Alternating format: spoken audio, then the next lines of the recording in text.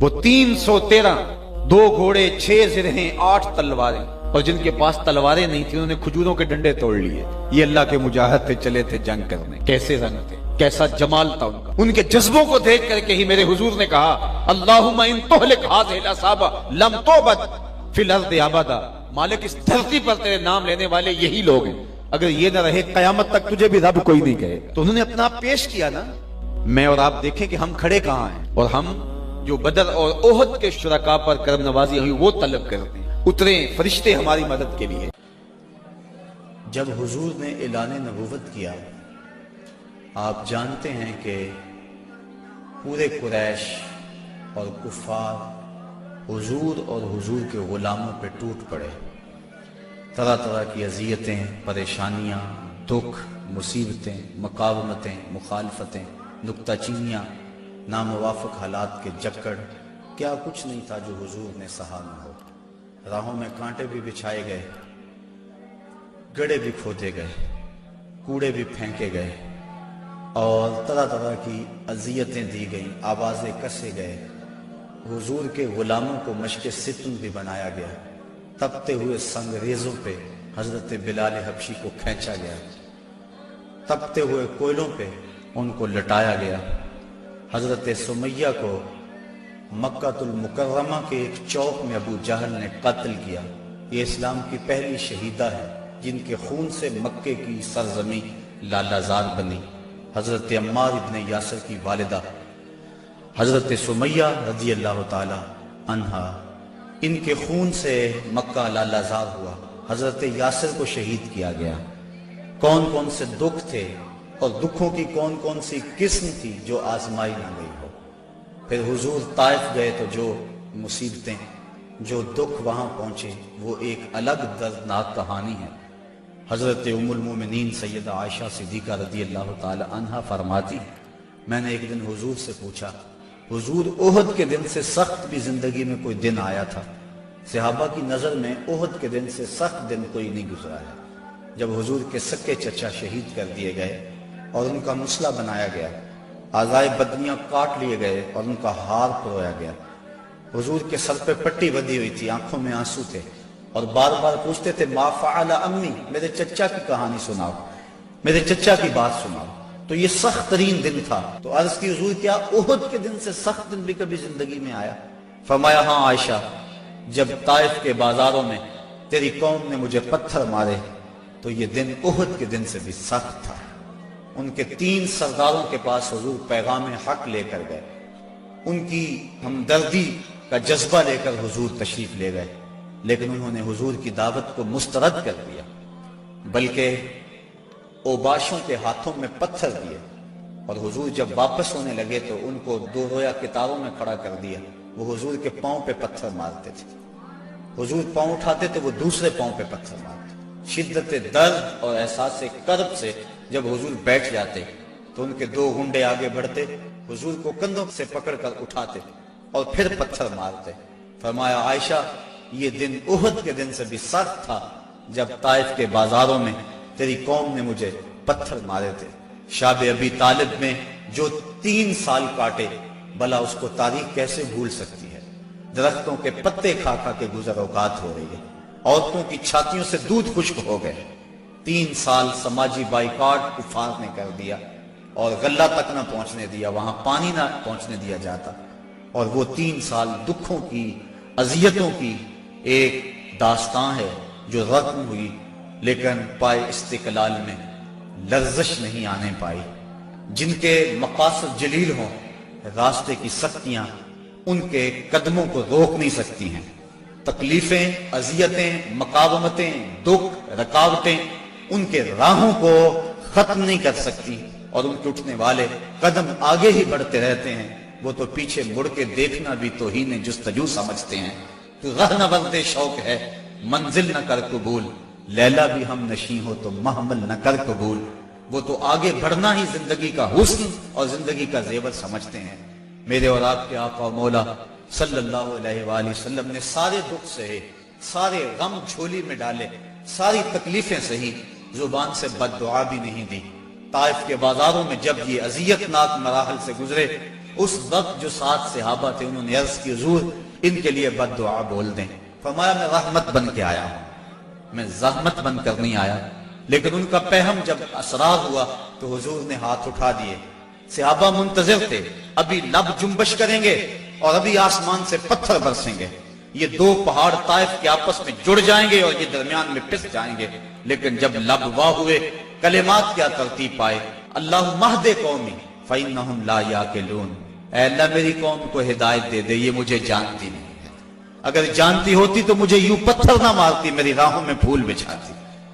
تو پتھر کھا کر دعائیں دینا یہ نبی کا ہی حوصلہ ہے. بلکہ دعا کرتے ہیں الہی کرم کر کو سارے طائف کے مکینوں پر, الہی پھول برسا دے ان پتھروں والی زمینوں پر. فرمایا مجھے ان سے نہیں ان کی نسلوں سے ایمان کی توقع ہے. تو آقا کریم اس انداز کے اندر جو ہے وہ لوگوں کو دعائیں دیتے رہے. حضرت عمر فاروق رضی اللہ تعالیٰ عنہ تلوار کے دستے پہ ہاتھ رکھتے ہیں, حضور ہم کمزور تو نہیں ہیں. فرمایا عمر ابھی جہاد کا حکم نہیں آیا ہے. پھر حکم ہجرت آ گیا, چھوڑ دو اس بستی کو. مکے والے قدردان نہیں ہیں, یہ لوگ آپ کی راہوں میں کانٹے بچھا رہے ہیں, دکھ دے رہے ہیں. میرے محبوب چھوڑ دو, مدینے والے تمہاری راہیں تک رہے.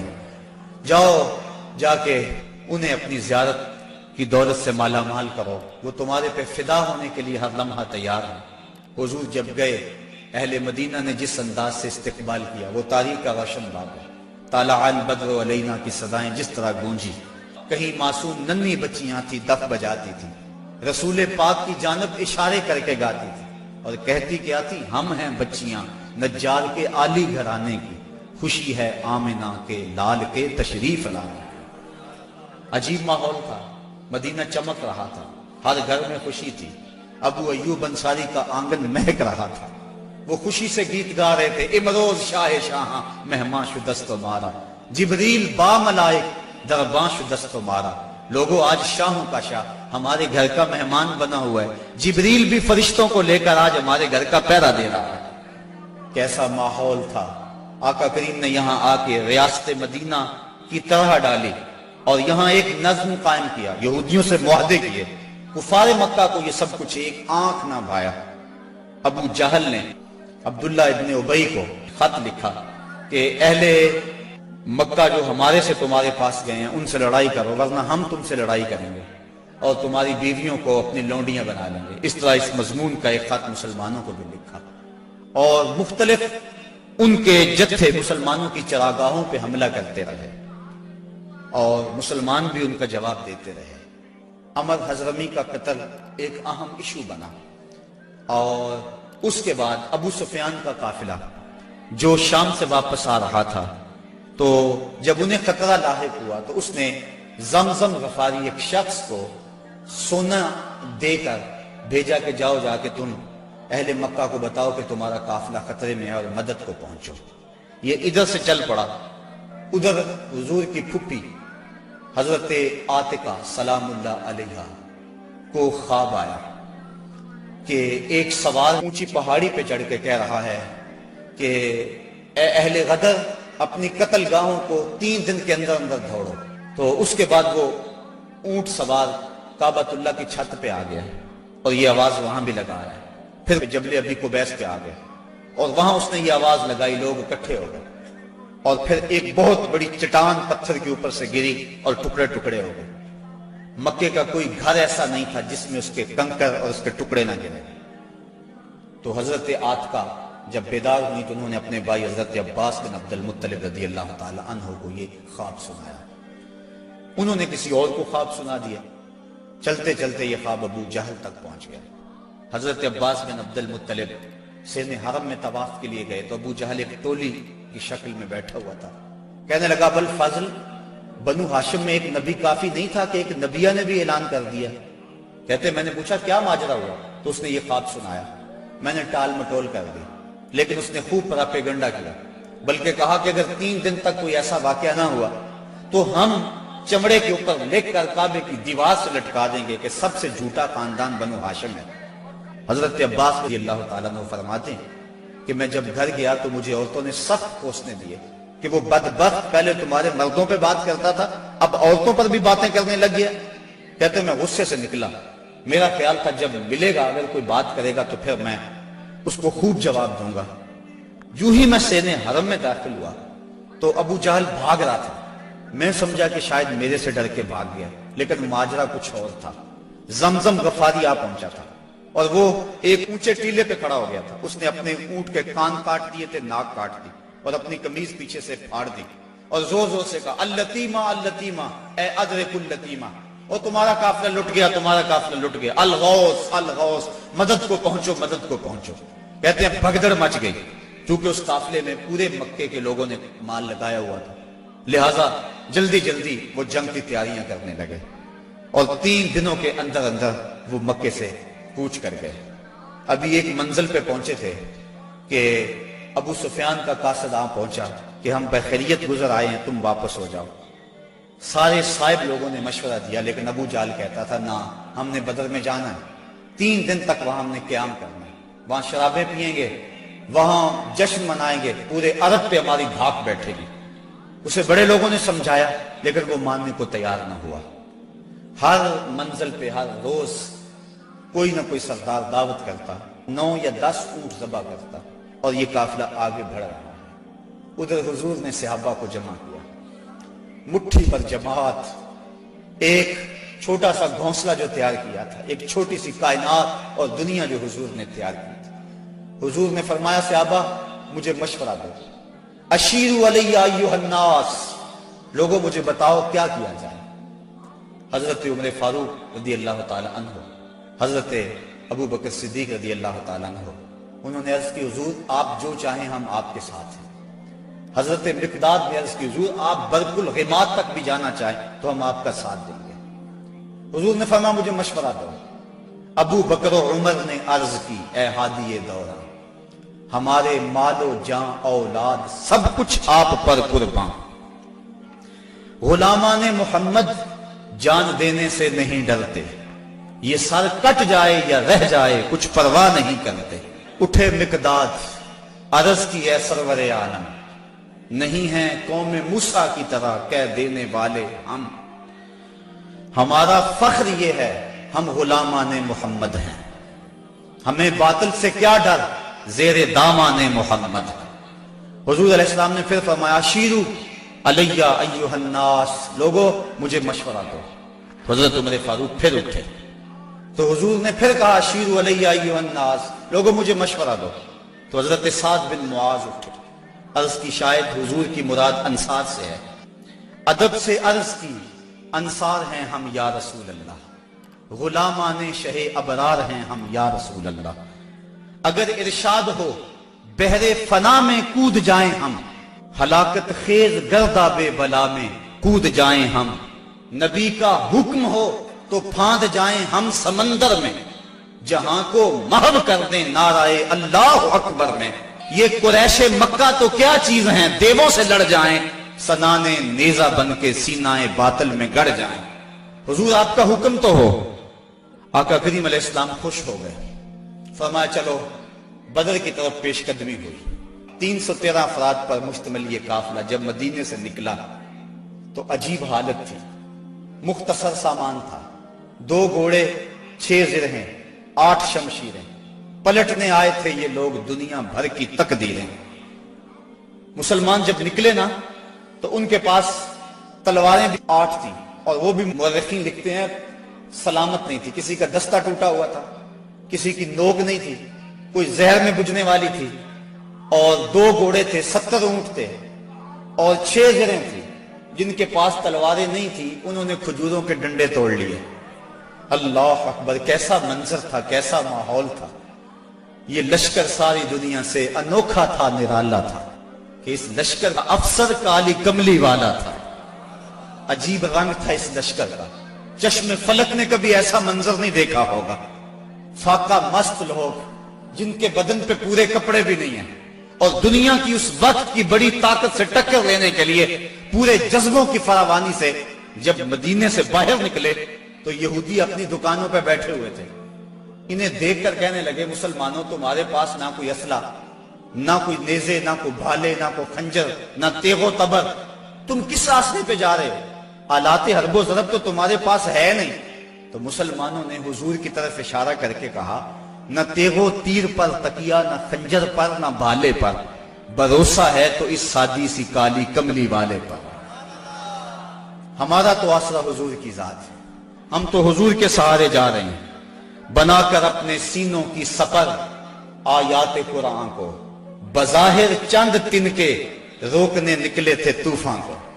یہ چند لوگ میدان کی طرف بڑھ رہے تھے، حضور علیہ السلام نے 3 اشخاص کے لیے ایک اونٹ مقرر کر دیا کہ باری باری سوار ہو، اور اپنے لیے حضور نے ایک اونٹ تنہا مقرر نہیں کیا بلکہ اپنے ساتھ بھی 2 سوار مقرر کیے، حضرت ابو لبابہ اور حضرت علی المرتضیٰ رضی اللہ تعالی عنہما۔ اور خود حضرت علی المرتضیٰ اور حضرت ابو لبابہ نے عرض کی، حضور ہم اپنی باریاں چھوڑتے ہیں، آپ سوار ہیں۔ فرمایا نہ تو تم میرے سے طاقتور ہو کہ تم چل سکتے ہو پیدل، میں نہیں چلتا، اور نہ مجھے ثواب سے بے نیازی ہے کہ ثواب تمہیں چاہیے مجھے نہیں چاہیے۔ فرمایا اپنی باری پہ تم سوار ہوگے، اپنی باری پہ میں سوار ہوں گا۔ محبت کے جوش میں یہ قافلہ آگے جا رہا ہے، عجیب حالت ہے، فاقہ مست ہے، کھجور کو چوس کے روزہ رکھتے ہیں، اسی کو چوس کے افطار کر لیتے ہیں۔ راستے کے اندر ایک جگہ آئی مرج الزبیہ، وہاں ایک چرواہا بکریاں چرا رہا تھا۔ ایک صحابی نے کہا سلم علی رسول اللہ صلی اللہ علیہ وسلم، یہ حضور ہے انہیں سلام کرو۔ وہ کہنے لگا میں تو نہیں سلام کرتا، میں تو سلام تب کروں گا اگر یہ بتائیں میری اونٹنی کے پیٹ میں کیا ہے۔ حضرت سلمہ بن سلامہ 9 خیز عمر ہے، چڑھتی جوانی ہے، انہوں نے اس کے پاس جا کر کہا یہ بات تو حضور سے پوچھتا ہے، یہ تو حضور کے غلام سے پوچھ لے وہ بھی بتا دے گا۔ فرمایا نزوت علیہا وفی بطنہا منک ثقلا، حضور نے فرمایا بس کرو تم نے تو اس کو رسوائی کر دیا ہے۔ تو حضور آگے بڑھے۔ اب جب حضور وہاں پہنچے تو کافروں نے پہلے ہی اونچی جگہ پہ پتھریلے علاقے میں پڑاؤ ڈال لیا ہوا تھا، وہاں انہوں نے اپنے خیمے گاڑ لیے تھے، اور جس سمت حضور تھے یہ علاقہ نشیبی تھا اور ریت تھی، چلتے ہوئے پاؤں دھنستے تھے اور چلنا مشکل ہو رہا تھا، سخت گرمی، 17 رمضان۔ حضور علیہ السلام وہاں پہنچے، حضرت سعد نے عرض کی حضور اگر تو اللہ کا حکم ہے یہاں خیمے گاڑنے کا تو میں کچھ نہیں عرض کروں گا، لیکن اگر آپ رائے لینا چاہیں تو میرا خیال ہے ان کنووں کے آگے ہم اپنے خیمے نصب کر لیں تاکہ یہ کنویں ہماری پشت پہ چلے جائیں، اور ان کنووں کو پاٹ دیں، بند کر دیں۔ تھوڑا تھوڑا پانی تھا کنووں میں اور وہ بھی بہت نیچے۔ اب جب حضور وہاں پہنچے، یہاں مورخ اسلام عفی جلندری نے وادی بدر کی فریاد کو بیان کیا ہے۔ وادی بدر نے جب اپنے دامن میں اترتے ہوئے ان مقدس مہمانوں کو دیکھا تو وادی بدر نے اللہ سے فریاد کی۔ سنو بدر نے کیا کہا، الہی کیا خبر تھی ایک دن ایسا بھی آئے گا کہ تیرا ساقی کوثر یہاں تشریف لائے گا، خبر کیا تھی یہاں تیرے نمازی آ کے ٹھہریں گے، شہید آرام فرمائیں گے، غازی آ کے ٹھہریں گے۔ مالک مجھے پتا ہوتا طوفان نوح میرے اوپر سے گزرا تھا، میں کوئی پانی جمع کر رکھتی، آج ان غازیوں کو، ان مجاہدوں کو میں پانی پیش کرتی، میں شبنم کے قطرے ہی جمع کرتی رہتی، اور آج تیرے رسول کے غلاموں کو وہ پانی پیش کر دیتی۔ مجھے کیا پتا کہ میرے بھی مقدر جاگیں گے، تیرا ساقی کوثر یہاں جلوہ گر ہوگا، تیرے محبوب کے پیارے قدم اس خاک پہ آئے، الہی حکم دے سورج کو اب آتش نہ برسائے، میرے مالک سورج کو کہہ دے اب یہ تو نہ آگ برسائے، تیرے محبوب کے قدم اس دھرتی پہ آگے ہیں، اور میرے دامن سے جب تیرے محبوب کے غلاموں کو ہوائے گرم آئے گی تو مجھ کو رحمت للعالمین سے شرم آئے گی، یا اللہ میری فریاد پوری کر لے۔ اس وادی نے فریاد کی اور دعا کرتے ہوئے وادی نے کہا برائے چند ساعت ابر بارہ بھیج دے یا رب، برائے چند ساعت ابر بارہ بھیج دے یا رب، بہاراں بھیج دے یا رب، بہاراں بھیج دے یا رب۔ وادی نے یہ دعا کی، دعا صحرا نے مانگی دامن امید پھیلا کر، یکا یک ابر بارہ آسماں پر چھا گیا آ کر، مدینے کی بلندی سے جو رحمت کی گھٹا اٹھی تو استقبال کو فردوس کی ٹھنڈی ہوا اٹھی۔ عجیب منظر بن گیا، اچانک بارش برسنا شروع ہو گئی، اور یہ نشیبی علاقے کے اندر جو ریت تھی وہ جم گئی اور حوض پانی سے بھر گیا، اوپر کیچڑ ہو گیا، وہ چلتے ہیں تو ان کے پاؤں پھسلتے ہیں اور یہاں پاؤں جمنے لگے۔ یہ اللہ کی پہلی مدد تھی جو بدر میں مسلمانوں کو پہنچی۔ رات ہوئی، کفار نے عیش و نشاط کی بزم سجائی، لونڈیاں ساتھ آئی تھیں اور گانے والی عورتیں ساتھ تھی جو گا گا کے ان کو داد عیش دیتی تھی، اور شرابوں کے جام لڑائے جانے لگے۔ ادھر فاقہ مستوں کی یہ مٹھی بھر جماعت، حضور کے لیے مسجد عریش بنائی گئی، ایک چھپر تیار کیا گیا۔ حضرت ابوبکر صدیق رضی اللہ تعالیٰ عنہ حضور کے پیرے کے لیے کھڑے ہو گئے۔ فرماتے ہیں ساری رات حضور نے سجدوں میں، قیام میں اور رکوع میں گزار دی۔ ساری رات اللہ کی بارگاہ میں روتے رہے اور اللہ کی بارگاہ میں عرض کرتے رہے، اللہم ھذا قریش اقبلت بخیلائھا وفخرھا تحادک وتکذب رسولک اللہم فنصرک الذی وعدتنی۔ اے اللہ یہ قریش بڑے فخر سے آئے ہیں، تجھے بھی جھٹلاتے ہیں، تیرے رسول کی بھی تکذیب کرتے ہیں، میرے مالک جو میرے سے وعدہ کیا ہے وہ وعدہ پورا کر دے۔ حضرت ابوبکر صدیق رضی اللہ تعالیٰ عنہ فرماتے ہیں حضور کی چادر انور سر سے سرک کے کندھوں پہ آ جاتی اور کندھوں سے سرک کے حضور کی کمر پہ آ جاتی، اور میں حضور کی چادر دوبارہ سر پہ دیتا اور عرض کرتا بس کرو یا رسول اللہ، بس کرو، اللہ کی مدد آ جائے گی، بس کرو۔ لیکن حضور بار بار کہتے یا حیو یا قیوم، یا حیو یا قیوم۔ ساری رات حضور نے دعاؤں میں گزار دی۔ جب سحری کا وقت ہوا، نماز ہوئی، حضور نے لوگوں کو کہا لوگوں صفیں سیدھی کر لو۔ حضور نے ہاتھ میں چھڑی یا کوئی تیر پکڑا ہوا ہے اور لوگوں کو کہا کہ صفیں سیدھی کرو۔ حضرت سواد رضی اللہ تعالیٰ عنہ ایک صحابی تھے، وہ سب سے تھوڑا سا آگے بڑھ گئے۔ حضور نے وہ چھڑی سے ان کے پیٹ میں ٹھوکر دی، کہا استوی یا سواد، سواد سیدھے ہو جاؤ۔ تو حضرت سواد سیدھے ہو گئے، ساتھ ہی عرض کرنے لگے حضور مجھے اس کی بڑی تکلیف ہوئی ہے، درد ہوا ہے، میں آپ سے بدلہ چاہتا ہوں، قصاص مانگتا ہوں۔ سارے صحابہ ان کے کان کھڑے ہو گئے، اس حالت میں یہ کیا کہہ رہا ہے؟ حضور نے فرمایا اچھا بدلہ لے لے۔ عرض کی حضور جب آپ نے مجھے چھڑی ماری تھی تو میرا پیٹ برہنہ تھا، حضور نے زرہ کے بند کھول دیے اور پیٹ ننگا کر دیا۔ حضرت سواد نے جب حضور کے چمکتے ہوئے بطن کو دیکھا فقبل بطنہ، تو چمٹ گئے اور حضور کے پیٹ کو چومنے لگے۔ حضور نے فرمایا سواد تجھے اس چیز پہ کس نے ابھارا؟ عرض کی حضور منظر آپ کے سامنے ہے، میں اس لیے یہ کام کیا ہے کہ آخری وقت میرا بطن آپ کے بطن سے چھو جائے۔ اللہ کے محبوب علیہ السلام نے صفوں کو سیدھا فرمایا اور پھر جا کے حضور نے سجدے میں سر رکھ دیا اور پھر حضور نے ایک ایسی دعا مانگی، آج تک ایسی دعا کسی نے نہیں مانگی ہوگی، بڑی ناز والی دعا، بڑی انداز والی دعا، ایسی دعا آج تک نہ کسی نے مانگی اور نہ کوئی مانگ سکتا ہے۔ حضور نے پیشانی سجدے میں رکھ دی، آنکھوں میں آنسو ہیں، یہ فاقہ مست لوگ کتاروں میں کھڑے ہیں، ادھر کفار شرابوں کے نشوں میں دھت للکار رہے ہیں، حل میں مبارزن، آؤ ہمارے مقابلے میں۔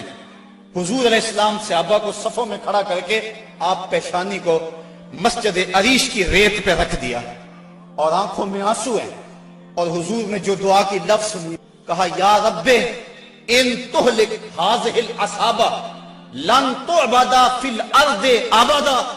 میرے مالک میں نہیں کہتا ان کو بچا لے، لیکن دیکھ اس دھرتی پہ تیرا نام لینے والے یہی 313 ہیں۔ میرے مالک اگر یہ نہ رہے تو قیامت تک تجھے بھی رب کوئی نہیں کہے گا، بس یہی 313 ہیں، یہی تیرے نام لیوا ہیں۔ اگر اغیار نے ان کو جہاں سے محو کر ڈالا، قیامت تک نہیں پھر کوئی تجھ کو پوجنے والا۔ الہی عہد لیلۃ المعراج پورا کر، محمد سے جو وعدہ ہو چکا ہے آج پورا کر۔ اللہم ان تہلک ہذہ العصابہ لن تعبد فی الارض ابدا۔ اے اللہ اگر یہ نہ رہے تو قیامت تک تجھے بھی رب کوئی نہیں کہے گا۔ یہ لفظ حضور کی زبان پہ تھے اور چادر سرک کے کندھوں پہ آ گئی، کندھوں سے سرک کے کمر پہ آ گئی۔ حضرت ابوبکر صدیق کہتے ہیں بس کرو یا رسول اللہ، حسبک یا رسول اللہ، حسبک اللہ یا رسول اللہ، حضور اللہ کافی ہے آپ کو۔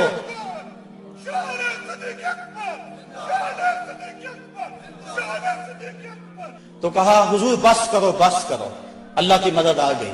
लेकिन हुजूर की आंखों में मुसलसल आंसू हैं और कहते हैं मालिक यही मुट्ठी भर मेरी जिंदगी की कमाई है, यही 313 है तेरे नाम लेवा रूए जमीन पे, अगर ये ना रहे तो कयामत तक तुझे भी कोई रब नहीं कहेगा।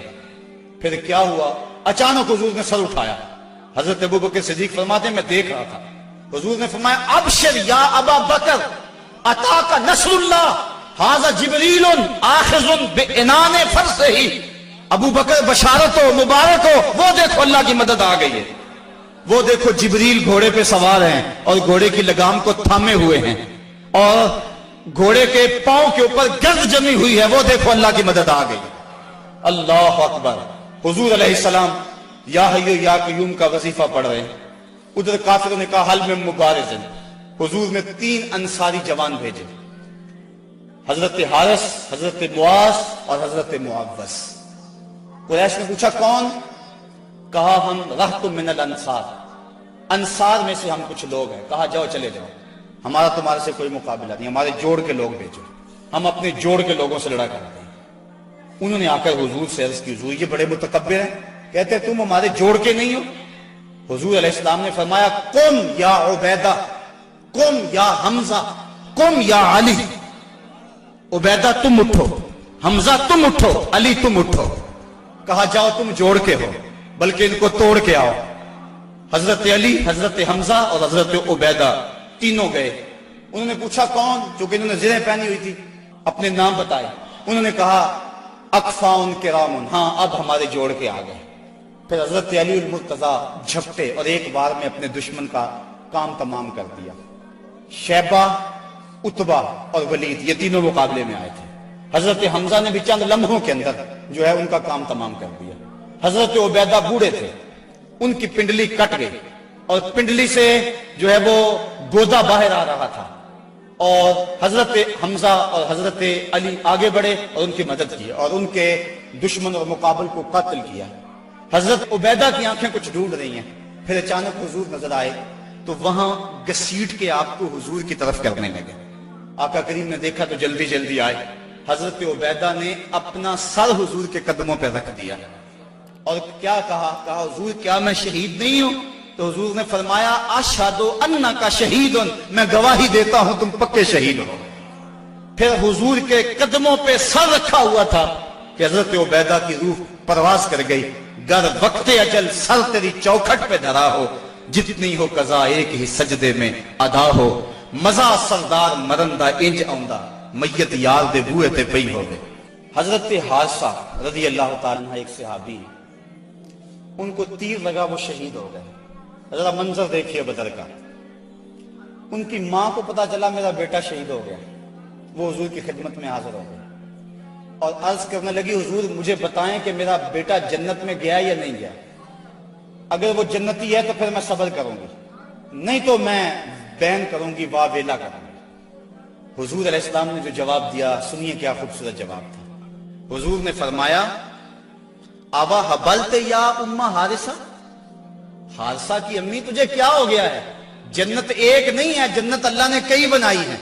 और इन्ना इब्ना का असाबल फिरदौस अल आला, और तेरा बेटा हारिसा जन्नत के सबसे ऊंचे दर्जे फिरदौस में है। तो जब उसने ये बात सुनी ना तो वो खुशी से झूमने लगी। उसने कहा बख बख लका या हारिसा, हारिसा वाह वाह मुबारक हो तुझे, तू जन्नत का राही बन गया है। अल्लाह अकबर। अब हुजूर अलैहिस्सलाम उसी छप्पर में बैठे। हज़रत अली मुर्तज़ा फरमाते हैं मैं जंग करता और कई काफिरों को जहन्नम रसीद करता, फिर मुझे शौक होता मैं हुजूर के पास जाता और मैं देखता हुजूर सजदे में सर रखा हुआ है और कहते हैं या हय्यो या कय्यूम, या हय्यो या कय्यूम। ये लफ्ज हुजूर की जुबान पे मैं 3 मरतबा गया और तीनों मरतबा जो है वो हुजूर की जुबान पे यही लफ्ज थे और सर सजदे में था। उसके बाद फिर गुमसान का रंग पड़ा और काफिरों ने यकबारगी हमला कर दिया। हजरत अली मुर्तज़ा से रिवायत है, फरमाते हैं जब सब ने यकबारगी हमला किया ना तो हमने क्या देखा कि हुजूर भी उठ के आ गए। अल्लाह अकबर। फलक सहमा हुआ था काफिरों की चीरा दस्ती से, जमीन शक हो रही थी गलबाए बातल परस्ती से, मगर जब कमली वाला आ गया उठकर मुसल्ले से, खुदाई हो गई महफूज काफिरों के हल्ले से।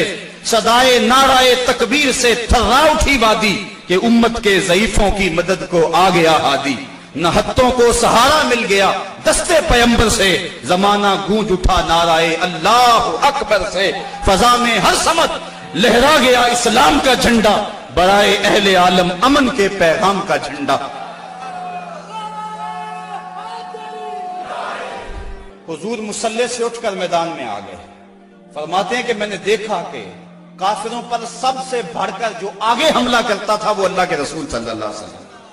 حضور بڑھ بڑھ کے حملہ کرتے تھے اور فرمایا قوموا الی الجنہ عرضها السماوات والارض، نکلو اس جنت کی طرف جس کی چوڑائی زمین و آسمان کے برابر ہے۔ حضور یہ پڑھتے جا رہے تھے قوموا الی الجنہ، بڑھو بڑھو جنت کی طرف۔ ایک صحابی تھے اللہ اکبر، وہ کہنے لگے بخن بخن یا رسول اللہ عرضها السماوات والارض، واہ واہ حضور کیا جنت کی چڑھائی زمین و آسمان کے برابر ہے؟ حضور فرمایا ہاں عرضها السماوات والارض۔ تو وہ کھجوریں کھا رہے تھے، انہوں نے کھجوریں پھینک دی، کہا پھر میرے اور جنت کے راستے میں یہ کھجوریں رکاوٹ بنی ہوئی ہیں، اور میدان میں کود گئے اور داد شجاعت دیتے ہوئے جام شہادت نوش کر لیا۔ پھر ابو جہل نے سوچا کہ یہ تو پانسا پلٹ گیا، تو اس نے کہا آواز دو لنا عزا ولا عزا لکم، ہمارے پاس عزا ہے تمہارے پاس عزا کوئی نہیں۔ تو حضور نے فرمایا تم بھی اونچی جگہ پہ چڑھ جاؤ، اپنے غلاموں کو فرمایا، اور جب وہ کہتے ہیں لنا عزا ولا عزا لکم، اور تم جواب کے اندر کہو اللہ مولانا ولا مولا لکم، اللہ ہمارا مولا ہے تمہارا مولا ہی کوئی نہیں ہے۔ فرمایا یہ آواز دو، اب یہ آواز دی جا رہی، کیسا منظر ہے بدر کا، اللہ اکبر، حق اور باطل ٹکرا رہے ہیں۔ اللہ نے بھی اس دن کو یوم فرقان کہہ کے پکارا، حق اور باطل ٹکرا رہے ہیں۔ حضرت عبد الرحمن بن عوف رضی اللہ تعالیٰ عنہ فرماتے ہیں، عشرہ مبشرہ میں سے، فرماتے ہیں میں کھڑا تھا کہ دو لڑکے آ گئے، نو عمر، کہنے لگے چچا ابو جہل کو جانتے ہیں؟ میں نے کہا بیٹا تم نے کیا کرنا ہے؟ کہنے لگے ہم نے قسم کھائی ہے یا مر جائیں گے یا ماریں گے، کیونکہ سنا ہے وہ حضور کو گالیاں دیتا ہے۔ میں نے کہا اس کے گرد تو بہت بڑا دستہ ہے ایک فوج کا۔ وہ کہنے لگے یہ دستہ اسرائیل کا راستہ نہیں روک سکتا۔ کہتے میں نے اشارہ کیا وہ ابو جہل ہے۔ کہتے ابھی میری انگلی اٹھی تھی، میں نے دیکھا شہبازوں کی طرح جھپٹ کے وہ ابو جہل کے اوپر ٹوٹ پڑے، لڑتے لڑتے ایک کا بازو کٹ گیا، لیکن اس کا چمڑا جو تھا وہ اڑا رہا، جس کی وجہ سے لڑتے لڑتے رکاوٹ ہوتی تھی۔ اس نے اپنے ہاتھ کو پاؤں تلے رکھ کے توڑ کے پھینک دیا۔ جو جہاد کے راستے کے اندر رکاوٹ بنتا ہے وہ اپنا بازو بھی ہو تو اس کو ہٹا دیں گے راستے سے۔ ابو جہل کی ٹانگیں کاٹی اور پھر دوڑے دوڑے حضور کے پاس آئے، ننھی ننھی تلواریں، چھوٹے چھوٹے بچے، معاذ اور محبس افرا کے بیٹے، یہ دونوں حضور کے پاس آئے اور کہنے لگے حضور، ایک نے کہا حضور ہم نے ابو جہل کو قتل کیا ہے، دوسرا کہنے لگا نہیں نہیں حضور میں نے قتل کیا ہے۔ یہ آپس کے اندر میٹھی لڑائی لڑنے لگے۔ حضور فرمانے لگے تم نے تلواروں کو دھویا تو نہیں ابھی؟ کہا نہیں حضور۔ فرمایا لاؤ اپنی تلواریں۔ تو جب تلواریں لائی گئی تو دونوں کو خون لگا ہوا تھا۔ حضور نے فرمایا کلا کو ما قتلہ، تم دونوں نے مل کر اسے قتل کیا۔ تو یہ غزوہ جاری تھا اور کافر کٹ کٹ کے گر رہے تھے اور اللہ تعالیٰ نے اسلام کو فتح دی۔ 70 کافر مارے گئے، 70 کافر موقع پہ قتل ہو گئے، 70 افراد کو گرفتار کر لیا گیا، باقی دم دبا کے بھاگ گئے۔ اور سخت سراسیمگی کا عالم، نعرے تکبیر کے لگ رہے ہیں، صحابہ حضور کو دیکھتے ہیں اور میدان جنگ کے اندر کود پڑتے ہیں۔ آواز آتی ہے اقدم ہیزوم، ہیزوم آگے بڑھو۔ صحابہ نے عرض کی حضور یہ ہیزوم کون ہے؟ اور آواز دینے والا بھی نظر نہیں آتا۔ فرمایا یہ جبریل کی آواز ہے، اور ہیزوم جبریل کے گھوڑے کا نام ہے۔ وہ اپنے گھوڑے کو کہتا ہے تو بھی آگے ہو جا۔ شانہ بشانہ مسلمانوں کے جبریل بھی لڑ رہا تھا، وہ بھی جہاد میں تھا۔ اللہ اکبر، اللہ نے اسلام کی فتح کی، اسلام کو کامیابی دی۔ اللہ کے محبوب علیہ السلام نے اللہ کا شکر ادا کیا اور لڑتے لڑتے کئی مناظر آئے۔ حضرت عکاشہ کی تلوار ٹوٹ گئی تو وہ حضور کی خدمت میں حضور، حضور تلوار ٹوٹ گئی ہے تو حضور کے ہاتھ میں ایک ڈنڈا تھا، وہی اس کو دے دیا۔ فرمایا قاتل بہذا یا عکاشہ، عکاشہ اس کے ساتھ لڑو۔ کہتے ہیں جب یوں لہرایا تو وہ لوہے کی تلوار بن گئی اور ساری زندگی حضرت عکاشہ کے ساتھ وہ تلوار رہی۔ حضرت قتادہ کہتے ہیں کہ میرے یہاں تیر لگا آنکھ کے قریب اور آنکھ کا ڈیلا باہر آ گیا۔ میں حضور کی خدمت میں حاضر ہوا، حضور نے اپنا لعاب لگایا اور جہاں وہ ڈیلا تھا وہیں رکھ دیا۔ وَقَانَ لَا يَدْرِي أَيُّ عَيْنَيْهِ أُصِيبَتْ، حضرت قتادہ کو پتہ نہیں چلتا تھا کہ آنکھ خراب کون سی ہوئی تھی، یعنی دونوں کی روشنی ایک جیسی تھی اور کوئی نشان بھی باقی نہیں رہا تھا۔ یہ حضور کے لعاب کی برکتیں تھیں۔ اللہ نے اسلام کو فتح دے دی. حضور علیہ السلام 3 دن وہاں قیام فرمایا. قیام فرمانے کے بعد حضور وہاں چلے. راستے میں ایک جگہ پہ حضور نے پڑاؤ کیا تو جبریل آ گئے اور جبریل نے کہا رضیتا یا رسول اللہ, حضور آپ راضی ہوئے ہیں کہ نہیں ہوئے ہیں؟ حضور نے فرمایا میں راضی ہو گیا ہوں. کہا مجھے اللہ نے کہا ہے کہ میرے محبوب سے پوچھ کر آنا ہے, اگر اجازت دے تو آنا ہے. تو میں اجازت چاہتا ہوں. حضور فرمایا چلے جاؤ.